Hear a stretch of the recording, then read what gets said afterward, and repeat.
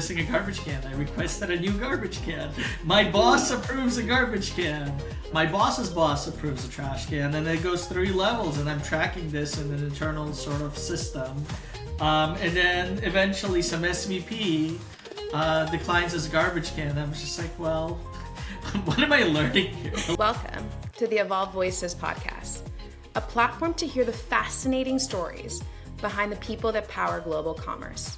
I'm Edilsa, a brand advisor, and your US host of EVOLVE Voices. On to today's story of how Alex Lirtsman broke free from corporate red tape to embrace entrepreneurship. He arrived here young, at 8 years old, from Kiev, Ukraine, knowing nothing but the word tomorrow in English.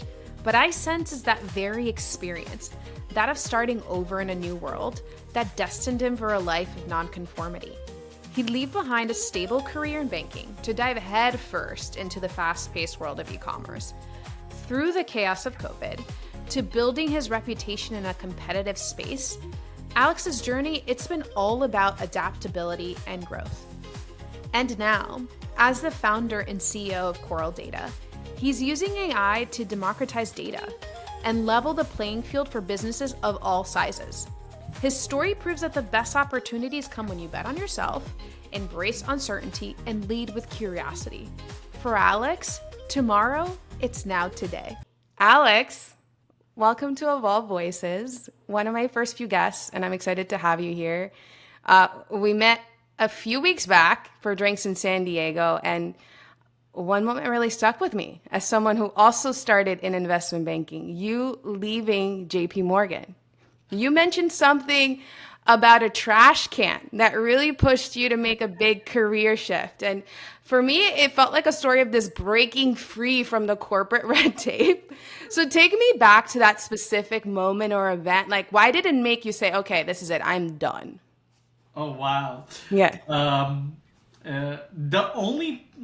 It was interesting I told you that story. Yeah. Like, I usually tell that story when I'm teaching. I teach a MBA course, and I always tell that story, but that's pretty much it.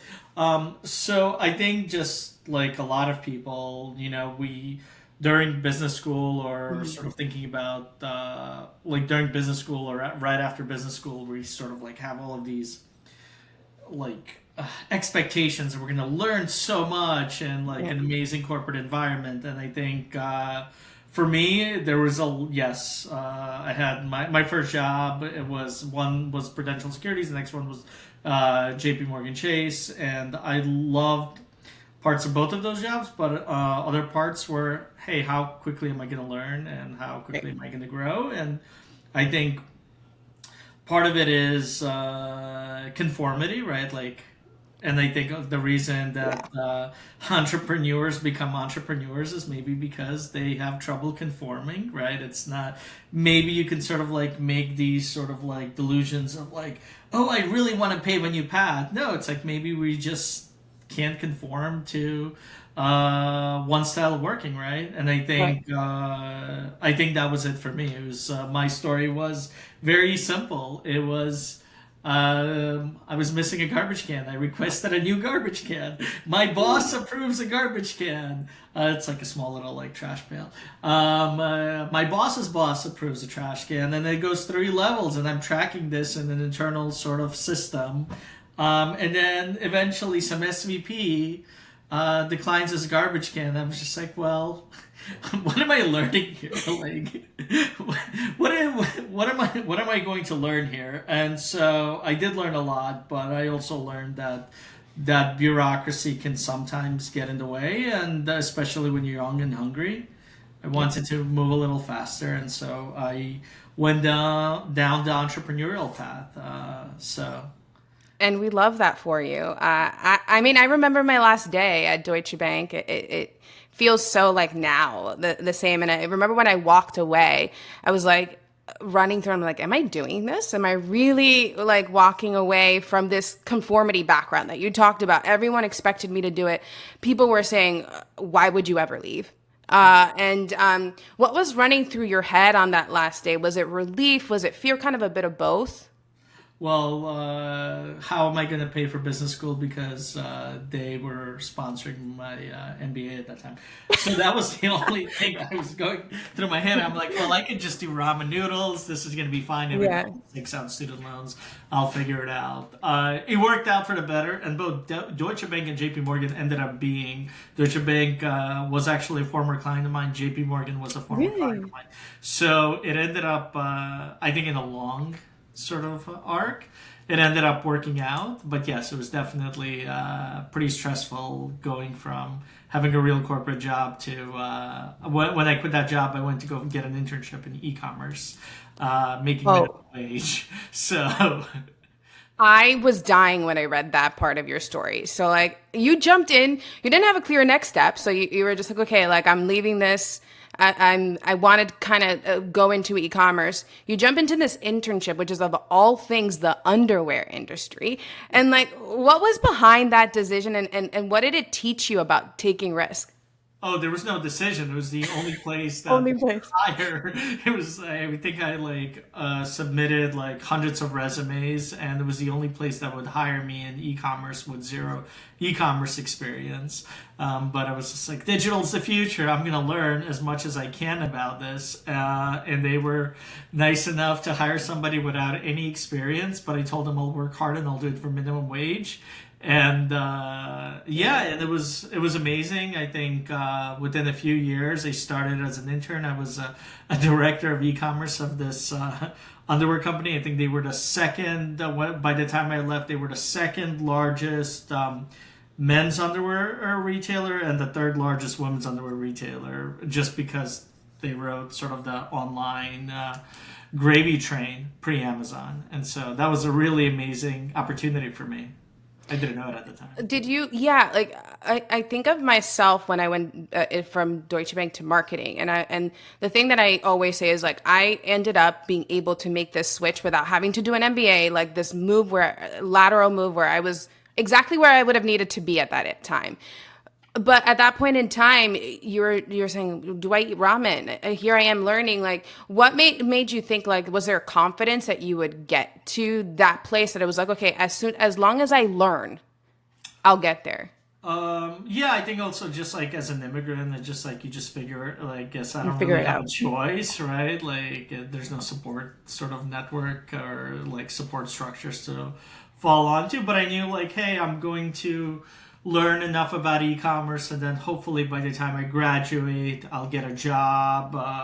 I'll get a job in like e-commerce because that's going to like as an industry, it's going to be it will be growing, right? So as long as you're in the right industry and you're learning, it's sort of like that tide is going to lift all boats, even if I made a wrong bet, right? So I bet sort of as much as I bet on myself, I also bet on the industry. Yep. And you were young. And so like I think that's probably what you tell your university students. This is the time to take a little bit of risk. You can kind of fall a little bit on your feet. And you mentioned the immigrant. And I empathize with that a lot. I feel a lot of for us is that drive to build something of our own comes from seeing someone in our family hustle. For me, it was my relatives. We're both from New York. You're from Long Island City. I grew up in Harlem. And my relatives are former livery cab drivers. We know that industry there. And they didn't just work the job, but then went on to own the whole service. You know, like they owned the thing that they worked for, which I found so impressive till this day. And for you, I wonder if it comes from your parents. They came to US from Kiev, former PhDs. They were washing dishes, working in restaurants. Then they start their own catering business. Was that where was that where it came from you? Was there a moment growing up when you realized, oh, this is what grit and resilience looks like just from watching your parents? No, I don't think I was that self-aware. I think it was more like there's just no other options. Like, I mean, maybe I have sort of like in hindsight and age, I can say that was grit and resilience. I think it was just like no choice. But like, how else are you going to pay for the American dream, right? And so like they sacrificed everything for me, right? Like they left amazing jobs. This is before the fall of the Soviet Union, so like they left amazing jobs and came here with pretty much nothing, just starting from scratch. Their education was useless. So it's, what are you going to do? And I think that story is like, it's not like my family stories. It's like so many family stories. And they come when they immigrate. I was 8 years old, and they didn't have a choice. I think that's really how I think about it, and I'm incredibly privileged that that they made all of those sacrifices, especially given what's going on in Ukraine right now. Oh my gosh, so much. And take me back with, I mean, I'm sure such mixed emotions with what you're seeing right now. But take me back for a second when you were a kid in the Ukraine. What did life look like then? Do you have a specific memory that sticks with you? I remember like doing a lot of walks with my dad. I think I felt like I had a really great childhood. I didn't feel like I was sort of like missing something, right? Yeah. I don't think I felt like sort of that there was something missing in my life, maybe until we even immigrated, right? Like when you immigrate, then you're like, oh, we have no money. Like there is not enough money to like pay for food, and then you're sort of like trying to figure out, like I think you're navigating sort of like government systems as a kid on behalf of your parents because you're helping translate. Still. Yeah. And so that is sort of like a very unique immigrant lens of just like, okay, I'm 8 years old or 9 years old, and I gotta figure out how do I apply for food stamps or Medicaid, right? Like, and that's like that's sort of the typical scenario. Again, not just mine, but like so many stories. But there's always a nuance. So you're getting. I remember I was born here. My parents were born in Dominican Republic, and so I don't remember a time when I didn't know English. But here you are. You're saying you're translating for your parents, but you probably also had to learn how to speak English. And so, what was the adjustment like when you get to school? Like when you arrive in the U.S. I asked my mom how to say tomorrow, and so as I'm going into school, my first day of class, the only thing I know is tomorrow, and I being essentially dragged into this classroom, and I'm screaming off the top of my lungs, tomorrow, just saying like I will come back tomorrow. Oh my gosh. My God. No, it was amazing. I went to an amazing elementary school, public elementary school in Brooklyn, and it was great, and they incredibly accommodating, and so I feel like within 6 months, like as a kid, you're also fairly resilient. Like yes. I was having the time of my life and spoke enough English to be able to be the family translator, right? Like, so again, it wasn't like, I didn't sort of see this as being like, this was the norm. Yeah, I feel like what you're saying is there wasn't a moment that hit you because one, there was like it just is. This is what you were living, and you were kind of just getting through the day. Your parents, as they were persevering, they were getting through the day. But it makes sense why I feel like you always thrive in chaotic situations.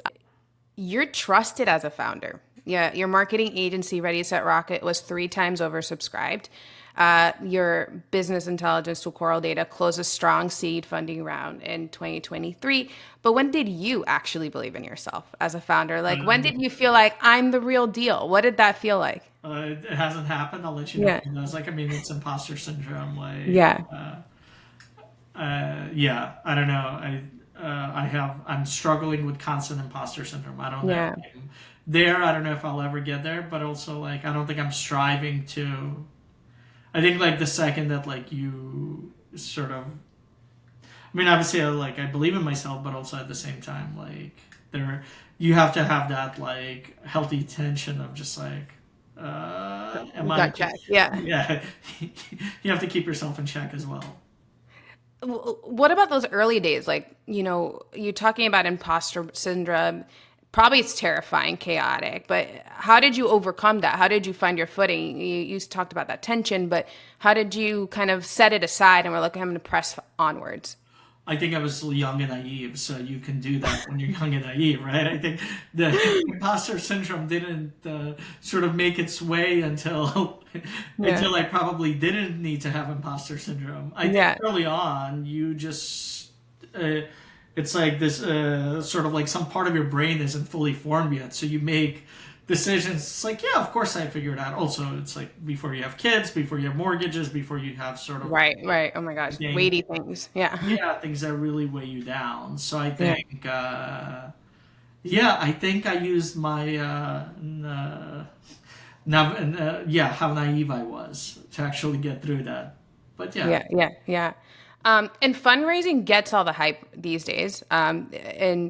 But now I think with CorralData, you're in an interesting phase. You're really focused on how much can you do on your own and turning a profit. And why the shift? And what lesson could there be there for other founders trying to time when's the right time to fundraise and when not?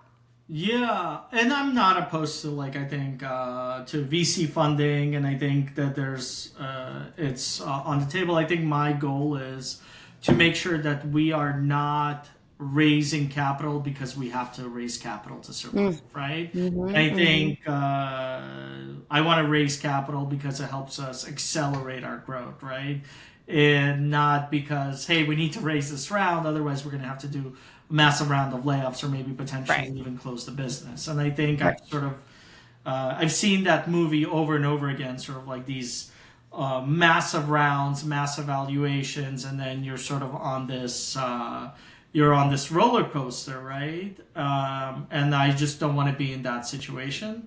So I think our focus right now is how do we build the most amazing product possible that actually solves problems for our customers, and it's about actually solving problems, not hype, and the Right. money follows, right? And money, I'm talking about money from actual customers versus money from VCs. Yeah. And then leveraging VC capital, which is incredibly helpful. Obviously, it helped us get to the point that we're at right now. Yeah. But leveraging VC capital from a point of, hey, we're cash flow positive. We want to raise now because we want to grow faster, not because we want to survive. Leveraging from a position of strength rather than anything else. And so, when you first receive that seed funding round, is there any warning that you go to other entrepreneurs thinking about when you first, how to use it, how to be diligent about it, and thoughtful? Yeah, I think, look, I don't have experience in building a VC-backed company. All of my experience is bootstrapping a business, and agencies are great for bootstrapping because you don't need capital to start. You just need yourself, right? And maybe a skill you bring to the table, and maybe you sort of or partners, but you don't need a ton of capital to start. I think. So I'm coming at this from a mentality of we need to be cash flow we have to make more money from our customers than it costs us to run the business, right? Yeah. And I think this is a foreign concept to a ton of venture-backed companies, right? Because they're not coming at it from a background of actually building a profitable business, right? And maybe that hurts us because could we grow substantially faster if we don't care about being cash flow positive? Absolutely. But also it leaves a lot of risk, and it also puts you in a situation where you're diluting yourself. So even if you do have an exit, the amount that you will make on that exit for yourself and your employees is a fraction of sort of having a smart strategy where you're combining VC funding and bootstrapping along the way. Along the way, yeah. And so much of that fundraising, building a new business, connecting all those dots comes down to relationships. And I want to dig into that because I think that's so important and something that continues to be undervalued. And I actually want to bring you back to an early time in your days, which was your first pitch. It sounds like that was a crucial moment, not just for the business, but for you as a founder. And the thoughtful feedback you received, which we'll talk about later, was one I thought was great. But what was that experience like, standing in front of a full room of investors pitching a vision that maybe you were still refining as you went? Yeah, I think it's incredibly humbling. I think fundraising is incredibly humbling. You're going to get more no's than yeses, obviously. And I'm coming at this from an agency side where I've been pitching business to large enterprises and massive organizations and had a good track record for winning that, winning business, and then going in and just doing pitches over and over again. And some of them land and some of them don't land. And I do remember doing this pitch. It was a room full of investors. I'm not going to name the group, but it was. I got so many questions and confusion and everything else. I'm just like, I don't think this landed well, and I'm just like, I'm just not like, and I felt like I'm usually pretty good in these types of situations, but they're just not getting this. Like, what am I doing wrong?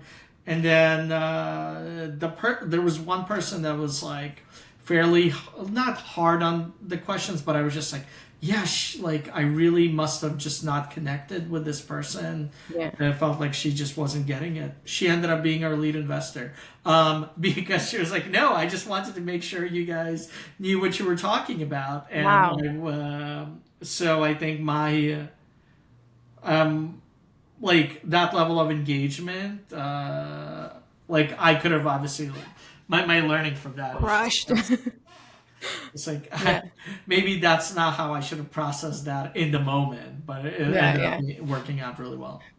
I think I'm going to quote what I think you heard at one point was, I don't think they understood your product, right? And so like, how did mentorship play a role in helping you kind of then refine your ideas and business strategy? Yeah, I think early on I went through a humbling experience was going through NYU has an EFL. It's called I believe it's Efficient Frontier Lab. It's this accelerator program, no equity accelerator program. It's so fantastic, and through that process, you're literally pitching your business constantly, right? And you're working with mentors constantly. And I think in the beginning, nobody really understood what we were doing. I was just explaining the business. It's like, look, you connect all your data, and then you get reports, and they're like Tableau. Why would anyone use you versus Tableau or Power BI or Looker? I'm like, have you used Tableau or Power BI? Yeah. They're like, no, but why couldn't they make a better product? I'm like, well, if they could have, they would have, but they haven't, right? So being able to have those conversations and not get tripped up. Right? Yeah. And being able to sort of essentially go through this over and over and over again so you could, by the end of it, your answers become incredibly sharp and polished and you could sort of see around the bend and you could use your pitch to essentially ensure that by the time you're done, that those sort of like those types of questions don't even get addressed. The types of questions that you're focusing on are really, well, how do you go to market? How do you scale? How big can this business get? So like things that are really, really focused on greed more than the fear of this won't be successful. Yeah.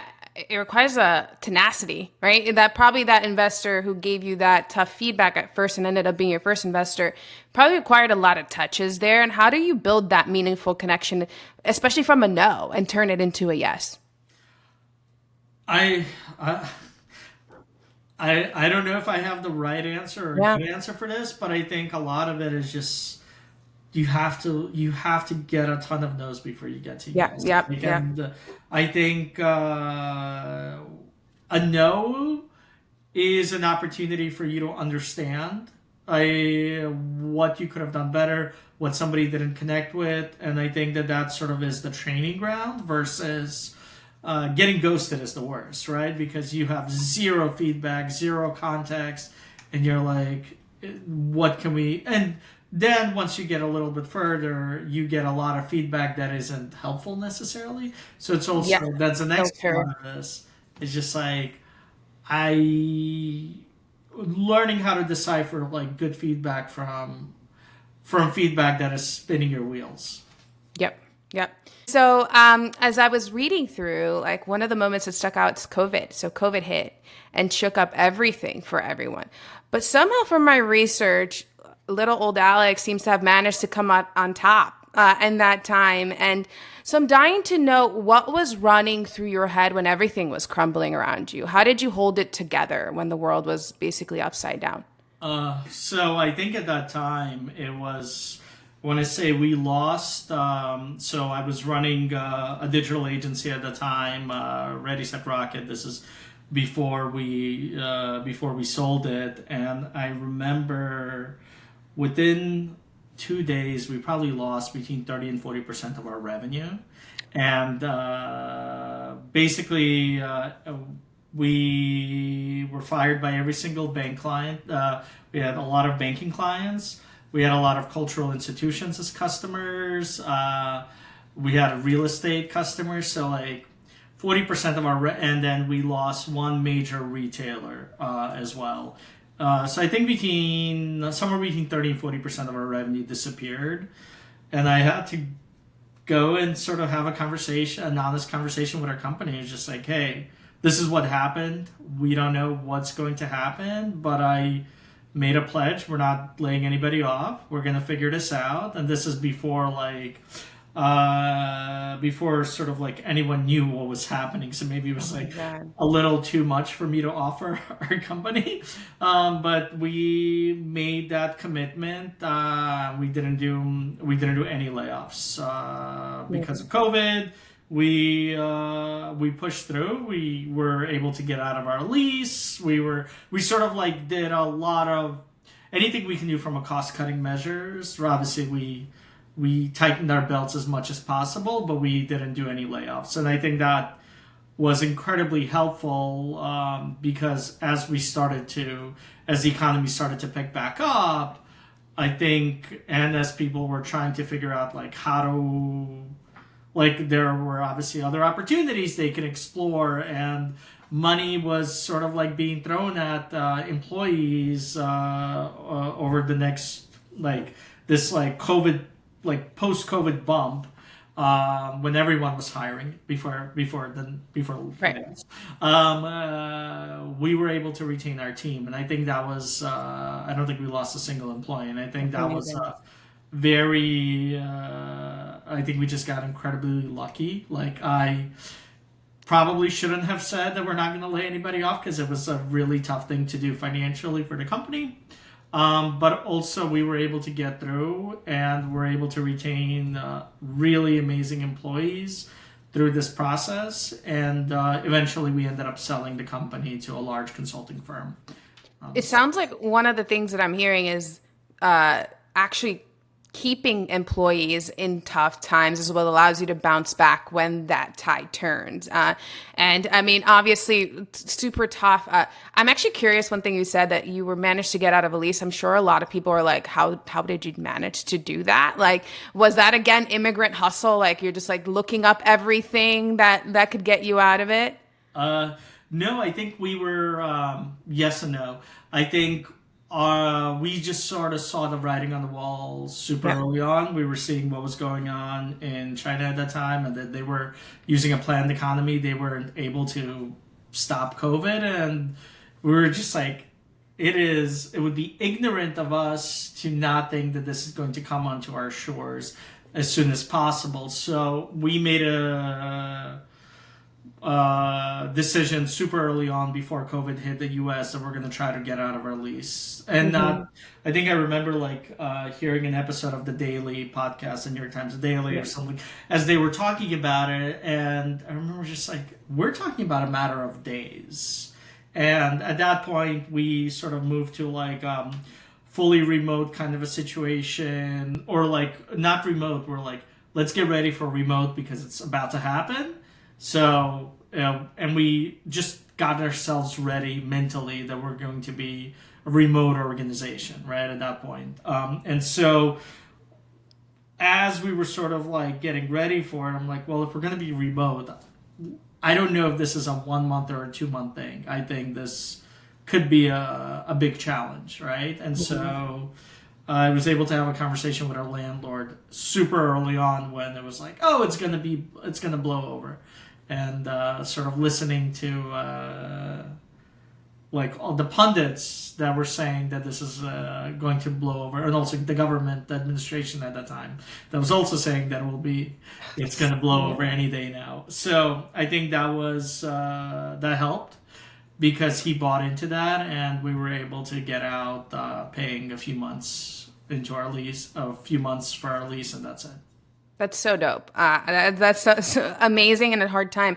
It sounds like you're reading up the cues. You're looking at podcasts, looking at news offline to get those early signs of what's happening as you go through, and trimming the fat, investing in what matters. And it's probably why you still managed to win business at the tail end of this. And was there a specific deal or email that came through when you thought, I can't believe I pulled this off? Like, what did that mean to you at the time in a hard time? I think at that point we were probably too big that like one deal would have done anything. But I think just sort of the environment, sort of like getting better for us. I think there were some massive wins. Like I'm not gonna discount those. I think we won BlackRock, which was a massive account for my former agency. I think that really helped. There was a lot of big wins we had at that time. As sort of like COVID started subsiding, and I think we were able to ride that wave to the exit. I think sort of selling a business is typically a multi-year process, and we went down that. We had our eye on that path already, so I think we just came out. But how were you winning that business? Because I'm thinking like it's so hard. This is probably what people are happening now when all these layoffs are happening. Like they're like, how do I still win that business? And was it because Ready Set Rocket was at its big stage that you guys had the trust and credibility? How were you building up that trust to be like, okay, it's an uncertain time, but you should still invest in this when people are cutting marketing expenses, et cetera? I think relationships, right? Like people move around. I mean, sort of at the end of the day, people are hiring. Yes, like you could hire based on sort of the reputation of an agency. I think that that's incredibly important. So I would say it's possibly three things. One is reputation is everything. As they say, reputation comes on foot and leaves in a Ferrari, right? So never burning bridges, no matter what, right? Like always treating clients, employees, vendors, freelancers, everyone with the utmost respect and doing anything possible to have their back, because doing good by people sort of pays off. It has in my career. So I would say that that's the number one thing is reputation. Number two is people like working with people they actually enjoy and like, right? So like, because also in people sort of move around from, especially in certain industries, right? Like people hop, right? And as people hop, they've had a really great experience working not just with your agency, but with a specific person at your agency that enjoys their job, right? That really enjoys coming into work. They're going to want to work with you again. It's really, results are important, but it's also, well, I just enjoy working with this person, and so I'm going to continue to work with them. So I think that's the second thing. It's agency reputation, but it's also just enjoying working with some people, right, more than others. And then the third is like, are you able to bring a differentiated offering, right? So when you're able to bring a differentiator offering, you not only win more deals, you can command a premium for the work that you're offering, right? So you know that, hey, because they have a ton of experience in this particular space or vertical, and they have a ton of case studies and work, they don't have to figure this out on the job, right? And I think being able to articulate a differentiator offering for a marketing agency, if you can't do that, how are you going to help market a customer, right? So I think that that's the other piece. You can't do your own job, you can't do the job. Cobbler's shoes always have holes. I get that too. It's, But I think you got to prove it too. Absolutely. If I recall correctly from reading, you were homeschooling your children at the time during COVID. I love these bits because they show what truly goes on behind the scenes as you're building a business chaos is all around. Was that stressful to balance just as the heightened emotions of the time? I think I give my wife like a ton of the like all of the credit for that, and I would have like we would sort of split the classes. Like she was doing some classes and I was doing the other classes. And like I remember like yesterday, like PE was the floor is lava. That was our PE class, right? Like, Oh my God, that's so great. like That's great. I That's so think cute. I love it. I think I'm incredibly also like privileged and lucky, and my wife is amazing, and that we were able, like yeah, like that all fell. A lot of that fell on her, and I'm so appreciative of that because I think a lot of times like, I mean, Yeah. sort of goes for like granted, but Yeah. it isn't. Yeah, we're only as good as our support system at the end of the day, and to be given that space to be doing all you were doing, kudos to her. And I'm glad that Yeah, you're she giving her a was shout also out. I'm glad that she's getting Mrs. Lirtsman is getting a shout out here. yeah, and Yeah. also she was working in an incredibly stressful job at that time. Like her company, she was working on the company she was working for was figuring out how to provide masks in the Oh my God. during COVID. So it's so yeah. So I feel like yeah, it was. I think it was a hard time for everyone. Yeah. One of the things that I give you so much kudos for, and I was just even as we were having our conversation over drinks, that you've been an early adopter of all these things: AI, e-commerce, digital transformation. Before they were even buzzwords, they are now. And I'm curious, what's your key to staying ahead of the curve? How do you continuously spot these opportunities before others catch on? Um, I don't know if I don't know if I necessarily. I feel like I hit the wall sometimes with something. I'm like, oh, there's got to be a better way of doing this, and I think it's maybe possibly a bit of my ADHD that I'm just sort of diving into 100 different things. So I don't Yeah. even know if this is a strategy for it, but I think we saw on the agency side, we saw that AI. I remember when we were playing around with OpenAI before ChatGPT came out and became Right, okay. mainstream on the agency side, and it's like, oh, this is really cool, but it wasn't like commercially viable yet. There wasn't like a big conversation around it, and I do remember as soon as ChatGPT started sort of like hitting the public domain, we were able to leverage some of the early AI work we were doing to be able to tell that story. It's like, hey, we actually do this. We know what we're doing in this space. And I think that was an amazing opportunity for me that I got so excited about it.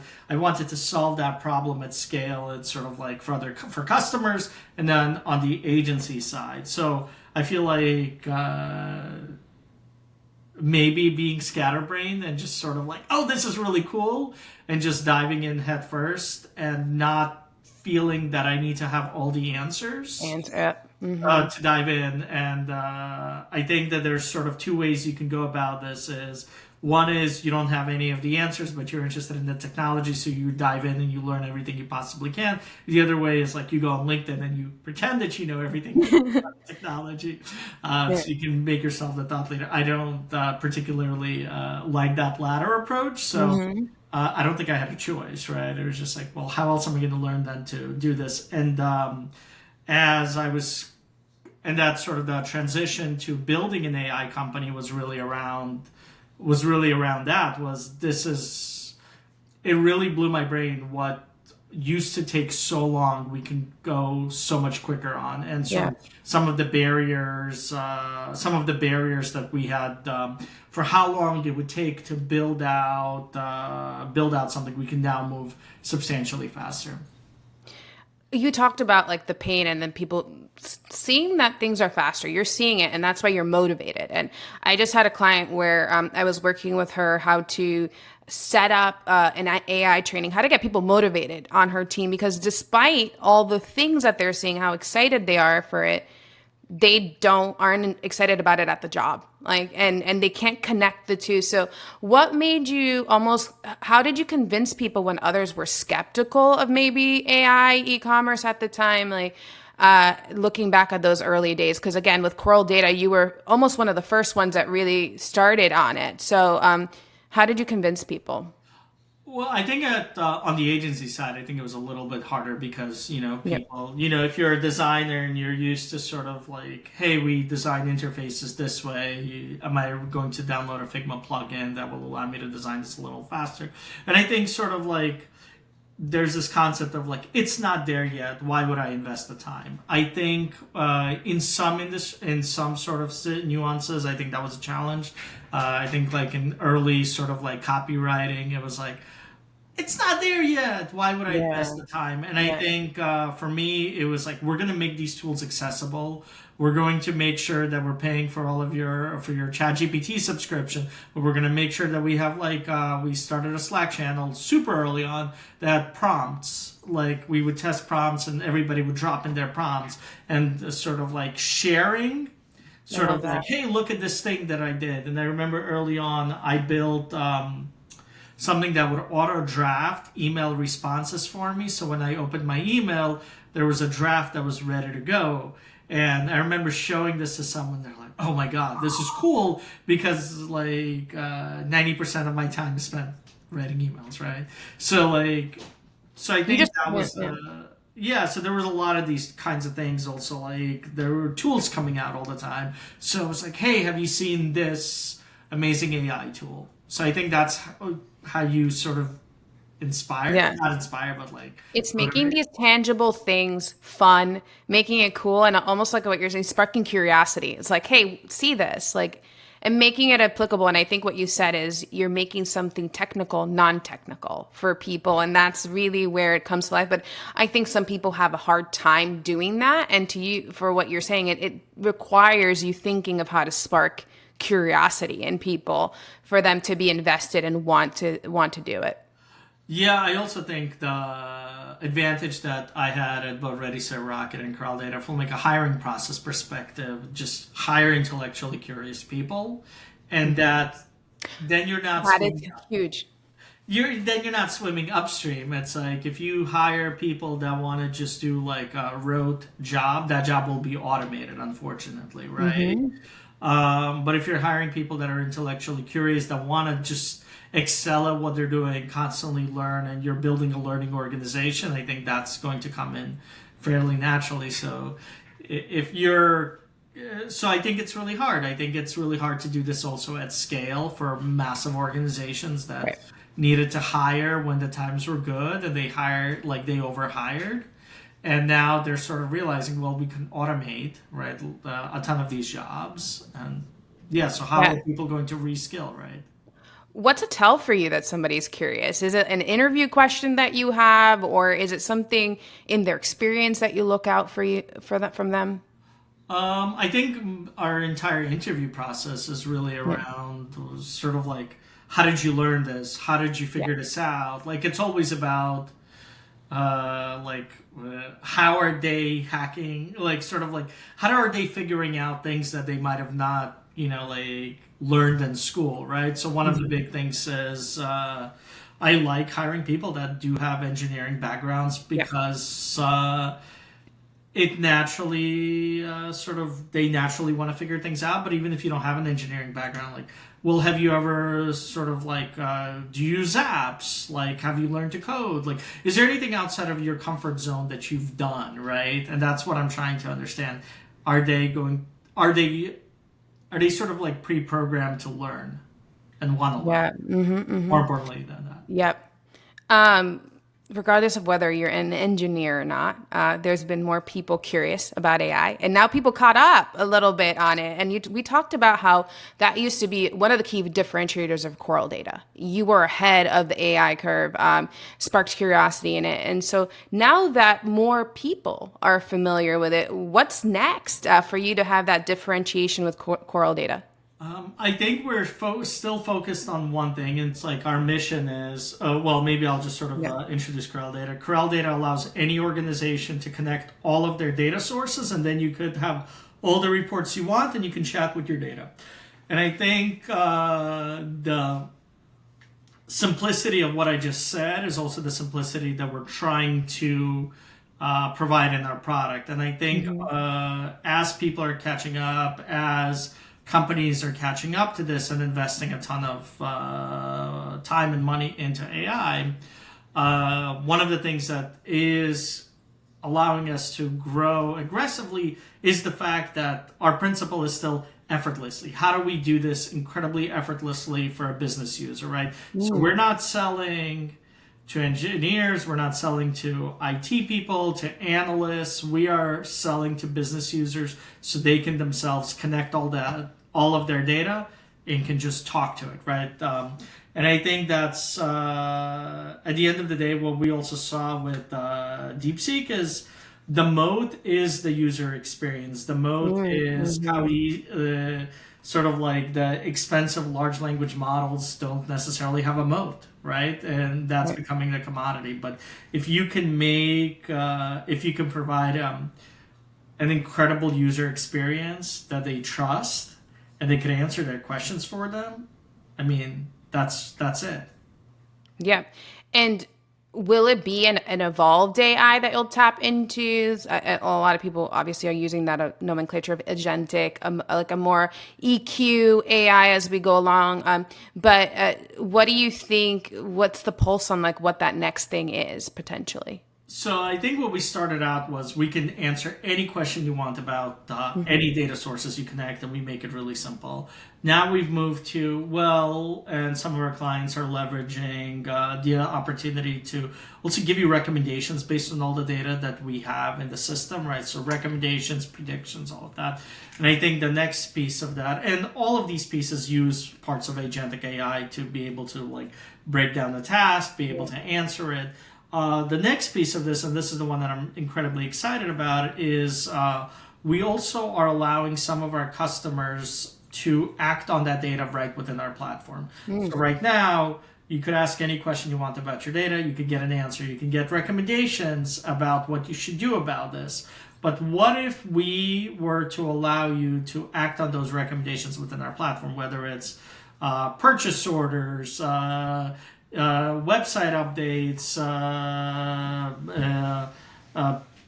sort of anything you could possibly think of, A/B tests, anything based on your data, but we are not just pulling data in, we're also pushing data out, right? And so I think one of the things that we're getting really good at is being able to leverage all of the data that we have about a specific customer to provide really great recommendations and then allowing them to act on it. So I think that's sort of the next step is if our customers then also trust, and so here's the if our customers are also trusting the recommendations that we're making and they say, yes, go ahead and execute on this recommendation, do they then trust our platform to make those decisions autonomously, right? Yep. And so we're moving from like this, like a semi-autonomous kind of a situation where you're maybe approving a right turn, right? Yeah. Sort of like if you think about like a self-driving car, it's like, well, let me approve this right turn or this merge. And now it's, okay, I trust it enough. Now I'm going to let it turn when it needs to turn. You've started now multiple businesses. Each has been different. And one thing I thought was interesting is one bore the other. So Ready, Set, Rocket, you were seeing all the challenges your clients were having. And it was like, how do I build a tool to solve it? You may not have this answer, but I'm curious as you're working with CorralData, like what's that thing that like you're like, oh, this might be another unsolved problem. Like what's that next thing that could be cool, interesting that you're seeing? Retirement. Retirement. Oh my God, so good. No, I feel like I'm so in CorralData right now, and I'm also really enjoying it. And the problems that we're solving them at massive scale, and it is substantially larger and more intricate than I thought we would be when we started. So I'm in it right now, and I think it's really hard, like unless I take a step back, right? To be able to really sort of like identify something like this. I think one of them, also I feel that this isn't like what we're doing right now is not stagnant. Like the industry isn't stagnant. You know, I think on the agency side, you sort of fall into motions. and you sort of learn from how do I optimize things, or how do I deliver something better for a customer, how do I solve a customer problem at scale. I think right now, because in AI everything is moving so quickly and changing so quickly, that this conversation will be aged a year from now. It'll be like, I can't believe I said that. We won't come back to this. We won't come back to this. No, you just I don't watch a single podcast interview I've ever done ever. Sorry, I'm gonna make you watch this one. But it's just hard to like hear yourself, talk. I know it is. It is really. It's still trippy, to be honest. Yeah. Yeah, but I feel like because everything is changing so quickly that I am literally, it's almost like our business keeps on getting reinvented every week. And Yeah.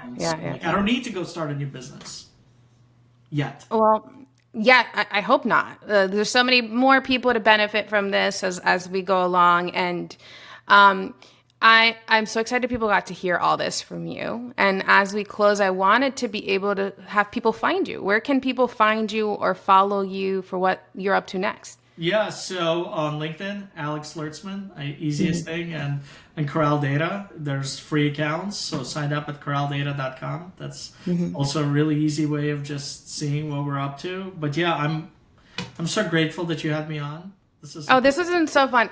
Also thought-provoking. I learned, we have been building a recent relationship, and it's just been really fun every single time I come learning something new. And I'm sure people will walk away being inspired by your ability to take risks, your pivots, and staying ahead.